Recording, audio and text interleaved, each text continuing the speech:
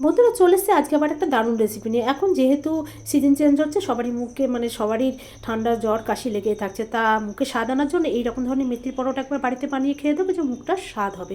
চলো রেসিপিটা স্টার্ট করা যাক। প্রথমে মেথির শাকগুলোকে আমি ধুয়ে বেছে কেটে এক পাশে রেখে দিয়েছি। তারপর আমি ময়দার পরোটা করবো। ময়দার জন্য আমি ওর ভেতরে এক বাটি ময়দা নিয়ে নিয়েছি, তার ভেতরে সাদা তেল, চিনি আর লবণ দিয়ে ভালো করে ময়াম দিয়ে ময়দাটাকে অল্প অল্প জল দিয়ে মাখা একটু হয়ে গেলে পরে তখন আমি মেথি পাতাগুলো ওর ভেতরে দিয়ে ভালো করে ময়দাটাকে মাখিয়ে নিয়েছি। মাখানো কমপ্লিট। আবার তারপর একটু সাদা তেল দিয়ে খানিকক্ষণের জন্য রেস্টে রেখে দিয়েছি।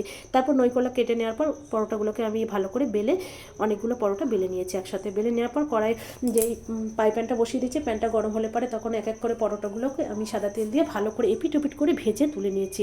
আর বন্ধুরা পরোটাগুলো এত নরম এত সফট হয়েছিল, আমি এটা বাটার আর একটু চাটনি দিয়ে সার্ভ করেছি। বন্ধুরা খেতে এত সুন্দর হয়েছিল। তোমাদের যদি এই পরোটাটা ভালো লাগে অবশ্যই করে আমার চ্যানেলটাকে লাইক শেয়ার সাবস্ক্রাইব করো, আর তোমরা প্লিজ একবার বাড়িতে ট্রাই করে দেখো।